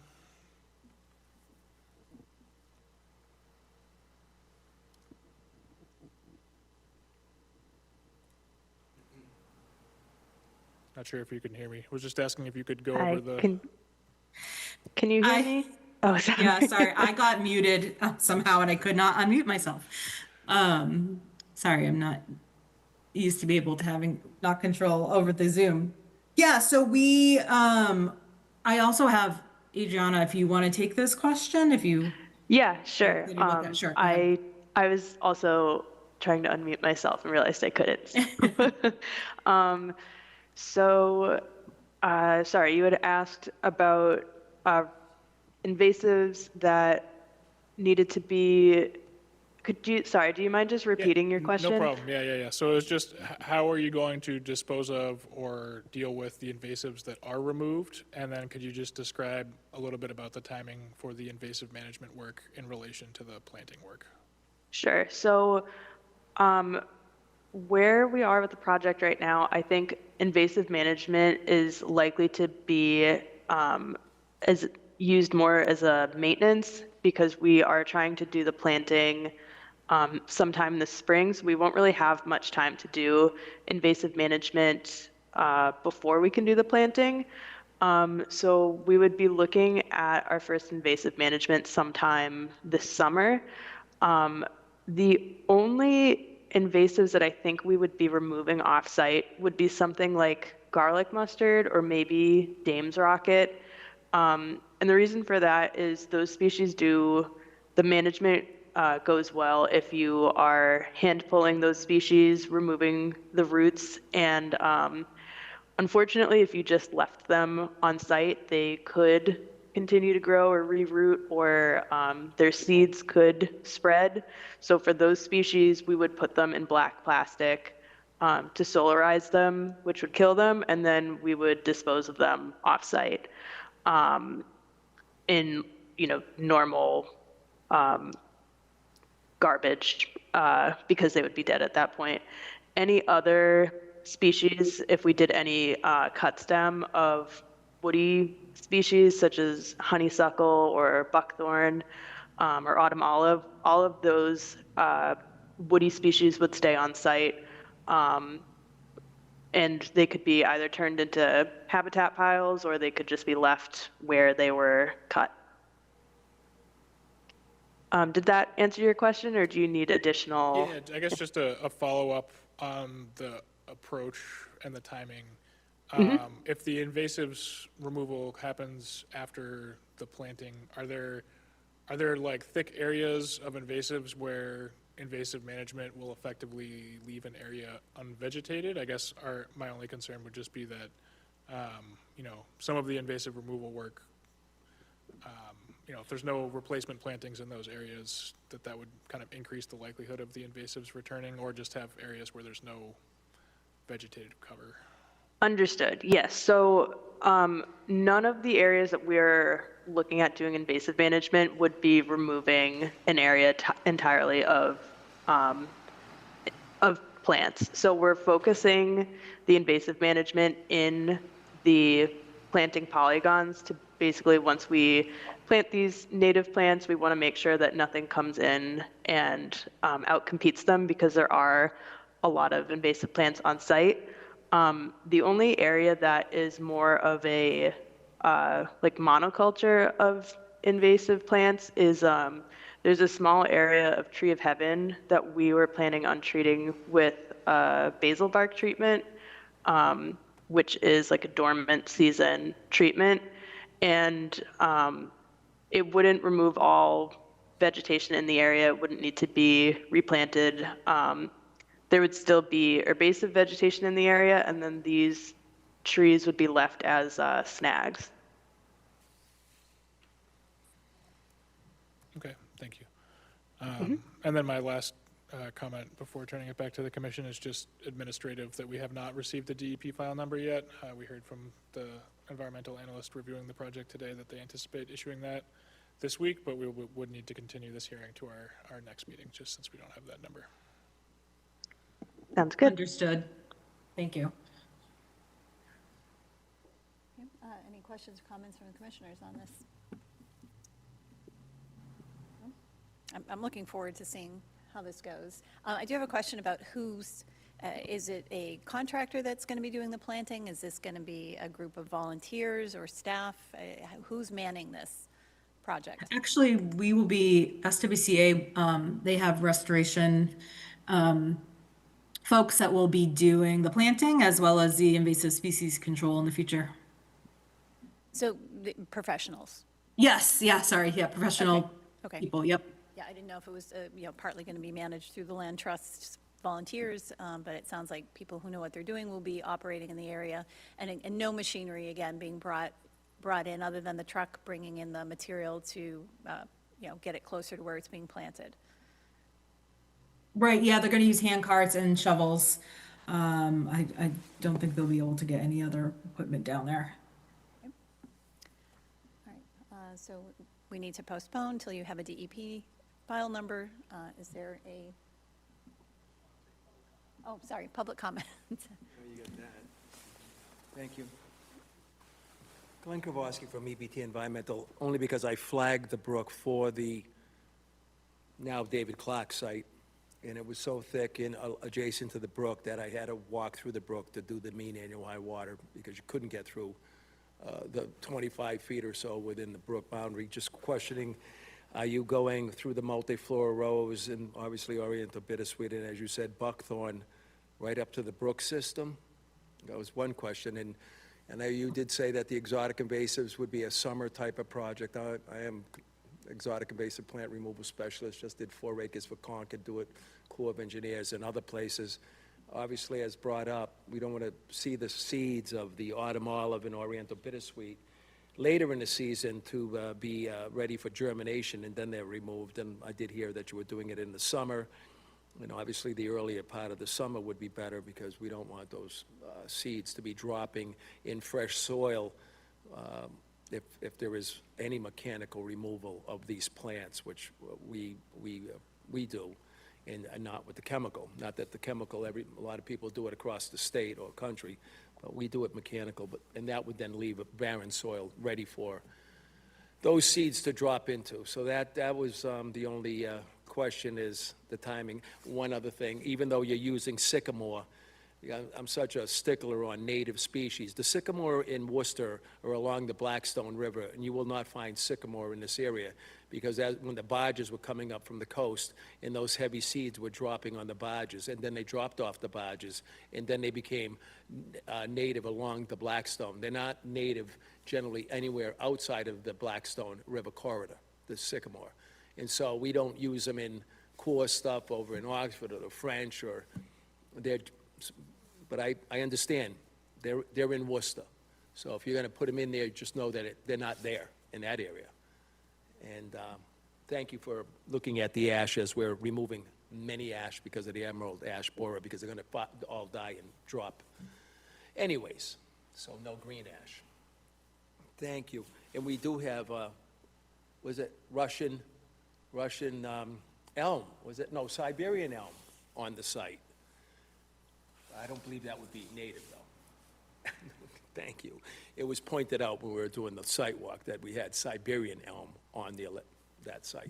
Interesting that you've dumped or dropped the name Poor Farm Brook and gone back with the original name Great Brook. Thank you. Good. And the brook is loaded with black-nosed dace and has a minimum population, so I'll put one plug in to finally, at some time, it's been in news for years, to remove the dam, the old Poor Farm Dam, because that's what's preventing browns and brookies, mostly brown, from coming up into that brook. They've only shocked one brook brown trout out of there a few years ago because the dam is nearly impossible to overcome, and we just proved that for Worcester Golf Course there, that there is no spawning in the upper reach of this brook any longer. Thank you. Thank you. Anyone else from the public or on the phone? Colin Novick from the Greater Worcester Land Trust. We're extremely excited about this project, and we're thankful for EOEEA and SWCA. This was a City of Worcester top 10 priority since the 90s. It has recently received a conservation restriction, and almost immediately we have the assistance of the state to improve the cold water fishery and to do native plantings. This is an incredible project and a wonderful thing to be able to take part in, and we deeply appreciate it, and we hope that the Conservation Commission can support this project. Thank you. Thank you. Anyone else? All right. So we need a vote to postpone because we don't have a file number. So moved. All in favor? Aye. Aye. Hopefully all set by April 13th. Yep. Thank you. Thank you. Okay, number 9 was postponed, so next item, other business.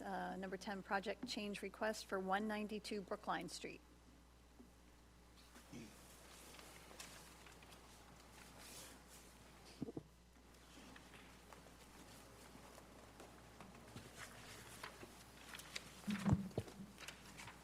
Good evening, Madam Chair, board members. Excuse me. My name's Robert O'Neill. I'm here on behalf of 192 Brookline Street, which is owned by Abbas and Ali Fadal. With me tonight is Michael Capurso, who's the construction supervisor, and online, Joseph Graham, who was the engineer of record. This property received Conservation Commission approval back in October of 2024 with an order of conditions, which was recorded at the Registry of Deeds. Under that order of conditions, item number 48 requires any changes to the plan to come back before the board and provide the board in writing a letter describing the changes. I apologize for not getting the letter to the board prior to this evening. I wasn't feeling well over the weekend, and I was glad that you're willing to hear us this evening to explain those changes to you. Basically, the building that Mr. Fadal had originally got approval on, he hired the wrong construction inspector. He went all of last year trying to resolve some issues with that person, but he's finally got a good construction inspector who's trying to do things the right way and get before the board prior to doing any work. The building that he's now proposing is slightly different than what was previously approved. It's narrower but deeper, slightly larger than what the previous approved building was, along with the associated infiltration system. He's still beneath the 40% front yard impervious area. He's approximately 30% of impervious area in the front yard, so he has not triggered any issues as far as that. The location of the building is further back on the lot, but does meet all setback requirements that the City of Worcester requires. That's pretty much it in a nutshell. I'd be happy to answer any questions, or Mr. Graham, who's online, as far as the engineering and the sizing of the infiltrators, or any questions that the board might have. Okay, thank you. Thank you. Staff comments? Yep, so staff just requested that they file a project change request due to the change in footprint of the house. So we didn't feel it necessary to file an amended order of conditions due to the, it's a fairly small change in scope of work, but that's all I have for staff. Commissioners, any questions? Comments? Anyone here from the public? Anyone online?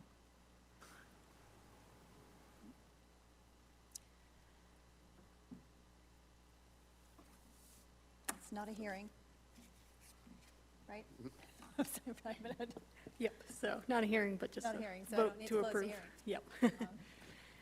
So is there a motion to approve the changes on the project? So moved. Second? Second. All in favor? Aye. Aye. All Thank you set. very much, Thank and I you. Thank you. appreciate you hearing Have us a good this night. evening. Thank you. Enforcement orders. All right, what do we have first? Back to cutting them. Literally, Bob. I think I'm muted. We can hear you. Okay. Yeah, first up, I think we have an update on the lender's enforcement order at 198 Granite Street. Glenn, if you want to take the mic.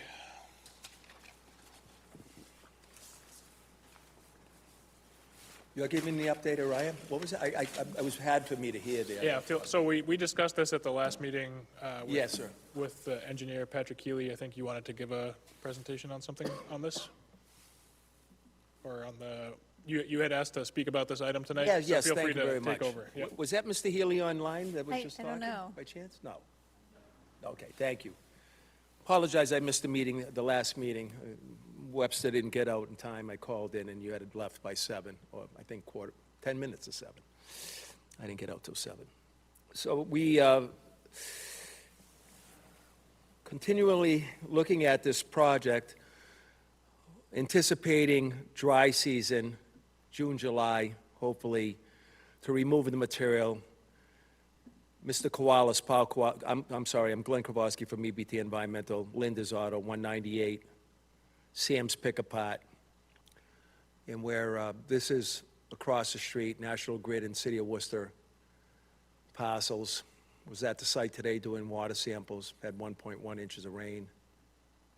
At that time, we noted and sent photos in to the city here, staff, that National Grid, well, the photo just before that, if you could just show the photo just before that one. That erosion gully, that's their access way. It's that the water coming down from 198 and also from Granite Street North, Granite Street South, coming together at this point, the low point where I'm standing on the road, directly north of Linder's site. And that was on 5/1, I believe. 5/15 of 25, and we had that was a rapid downpour, and it caused the erosion gully. You can see it along this newly crushed stone beds that they're doing along National Grid's power lines, and it blew out a hole. It's a little bit further down in the photo, halfway down, and then it cut across to the right, and then cut back to the left at the low point before that grid access road rises a bit. We had proposed to Grid that we would fix this erosion gully, and lo and behold, they've taken it on. And the next photo, if I could, thank you. They've restabilized their roadway, put heavier stone, basically where that blue starts, and it runs down in a swale, follows the trail that the erosion gully was in from 5 of 25, and then cuts back over to the left. The reason why, there was 2 reasons why we were proposing this.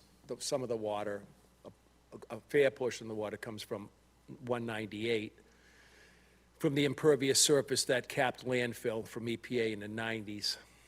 And then, so we felt if we're asking them to allow us on their property to remove the 1,400 cubic yards plus of sediment up to 4 feet deep nearest Granite Street, and then tapers out as we go further down 260-something feet. As we walked it with some staff and members, chairwoman.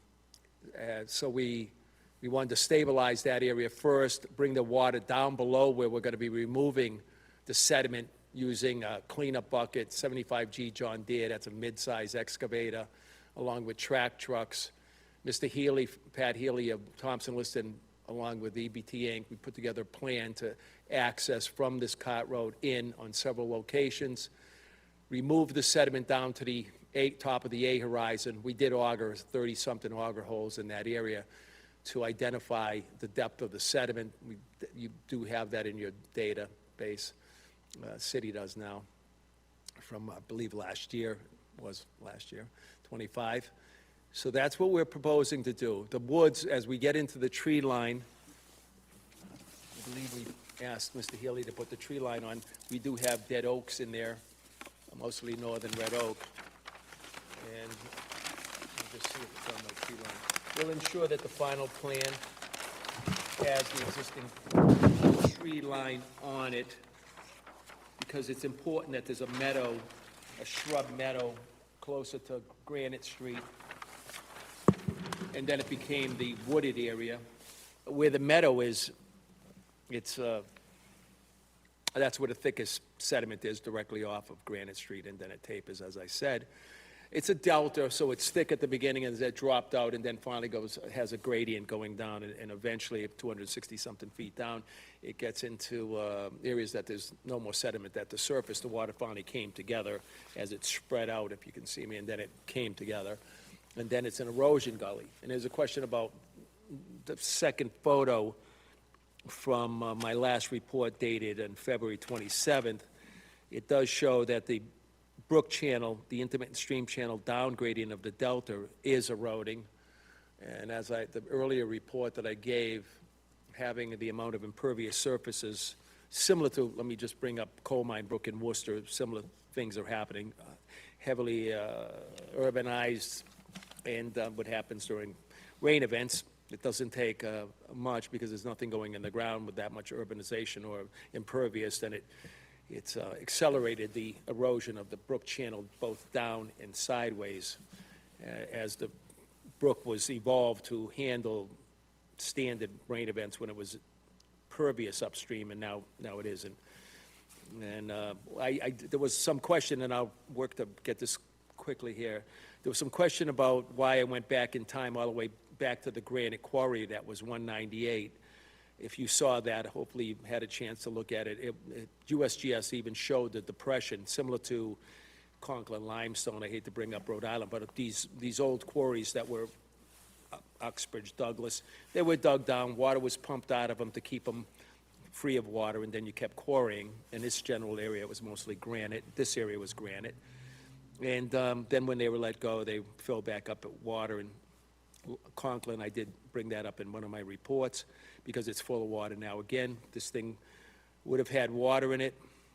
They would have had to pump the water out to keep it down. And so my initial looking at where the sediment came from, it was all the way back to when it was a quarry. So you would have pumped the water.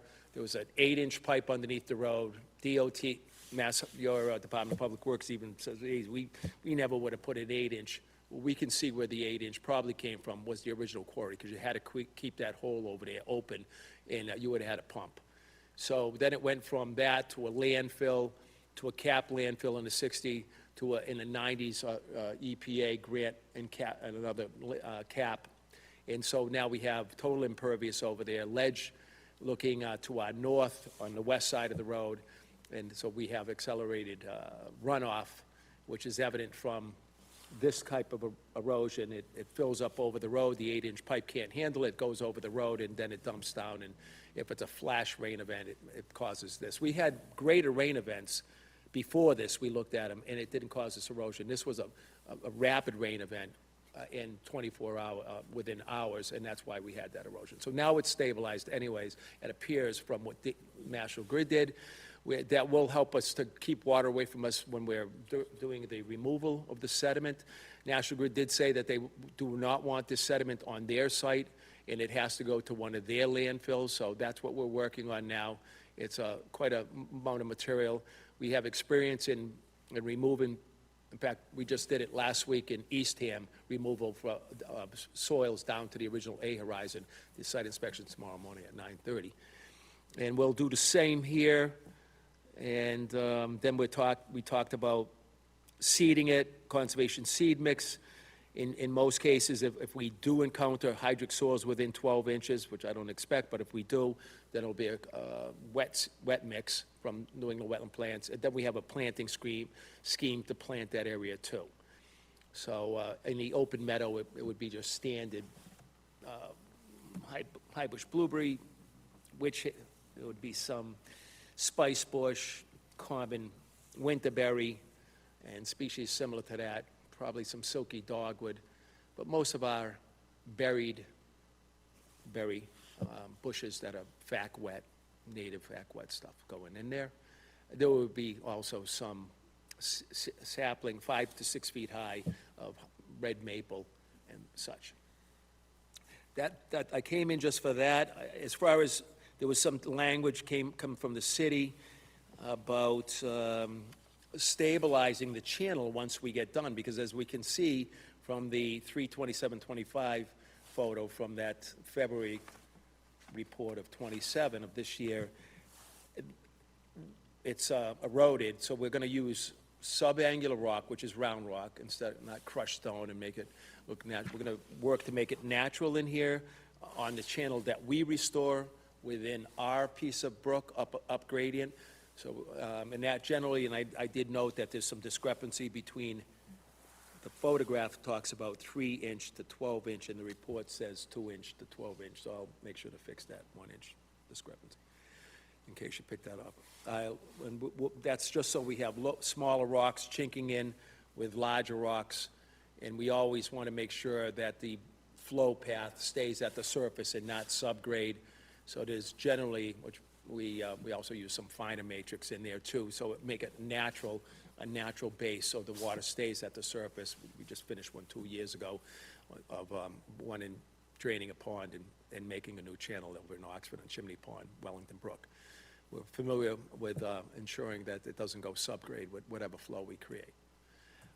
Mr. Healy, once we do eventually, hopefully, we hate the term hope, but we have to get the 12-inch pipes underneath Granite Street to tie the Vortec unit in that Mr. Healy has designed so that we can pull out the last of the colloidals. We are seeing better water quality, but there's still work to be done with those proprietary units over there. And I'm here for any other questions that has to do with that. City Law Department, again, that's important to finally get their agreement, and Grid, we're in communique with them to get their final sign-off. And since the last meeting, I know we mentioned that we wanted to do a more detailed review and send comments over to the team, which we did like a week and a half ago.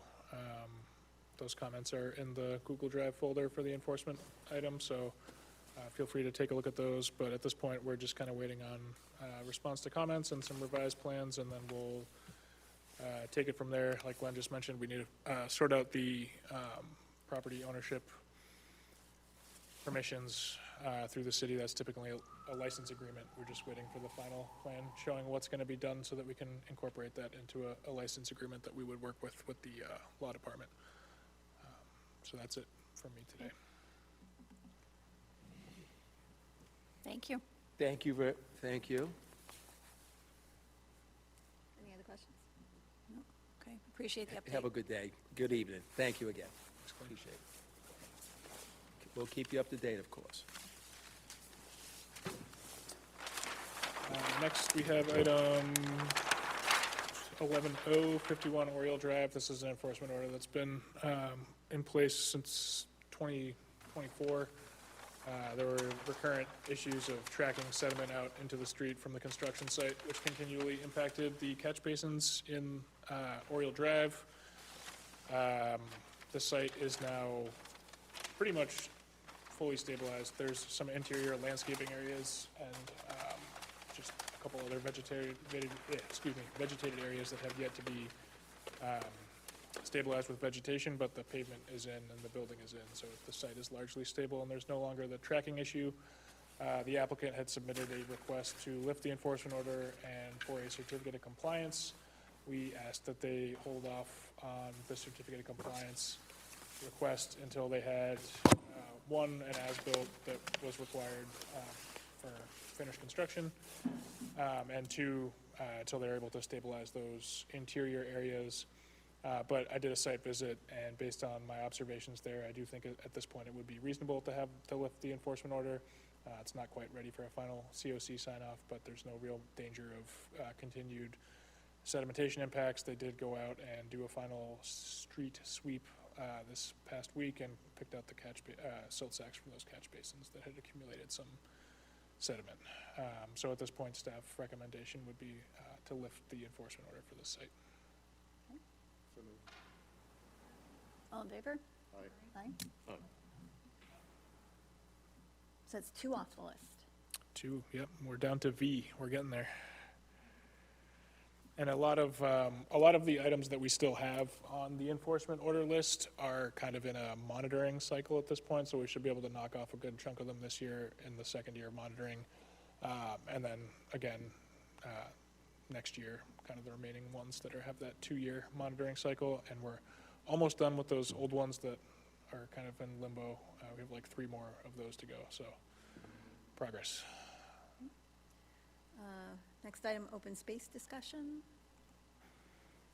All right, so the Earth Day cleanup will be held Saturday, April 18th this year. So the Division of Planning and Regulatory usually hosts a cleanup site. In the past, we have done the Granite Street, so the Broadmeadow Brooks Complex property, so along Granite Street, because that's often a site of dumping. This year, we are looking into alternative sites, because we've been going to Granite Street for the last couple of years, so we just wanted a change of scenery. So we've looked into Patch Pond as an option, Crow Hill, and Parsons Cider Mill property. So I'm hoping later this week to determine a spot. If you guys have any suggestions, if you've gone out to any conservation land where you're like, oh, there's a lot of trash out here, feel free to send it my way too. But, yep, so there's plenty of sites throughout the city too that you're more than welcome to join. So, yeah, feel free to sign up.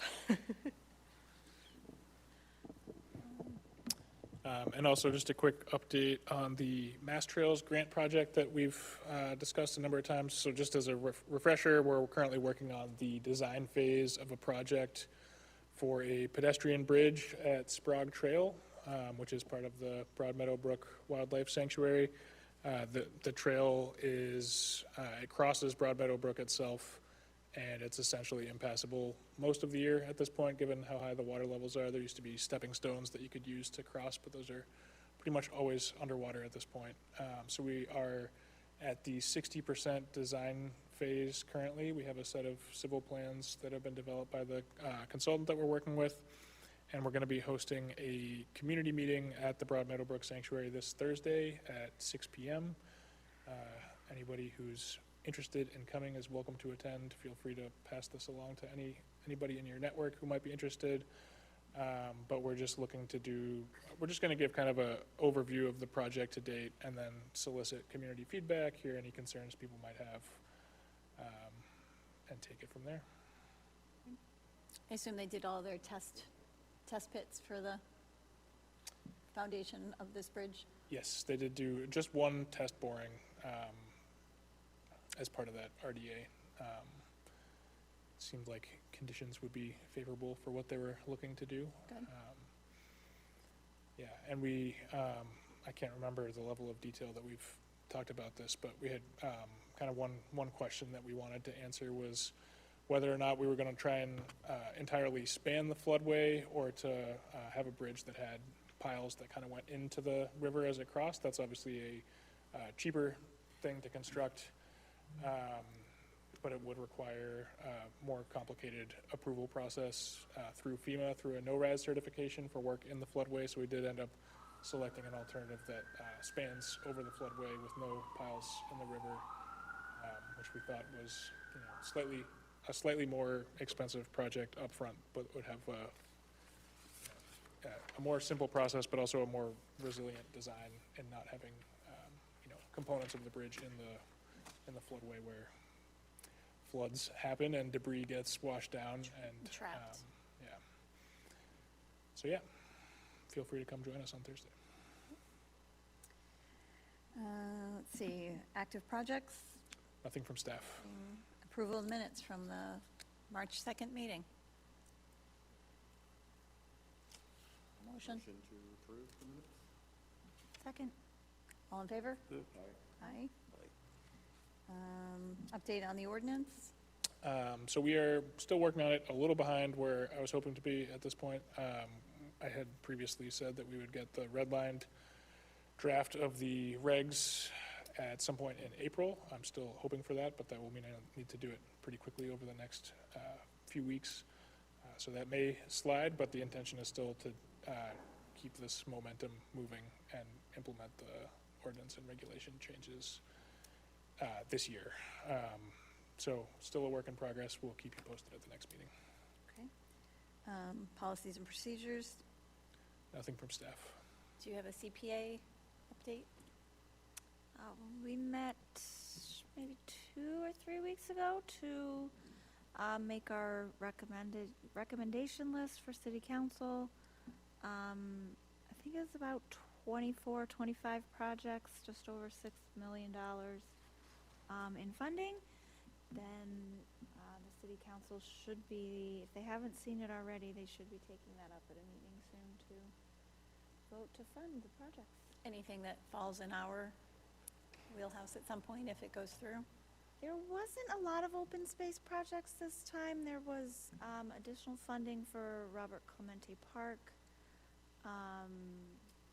some school playgrounds, but not a lot of open space that I'm remembering.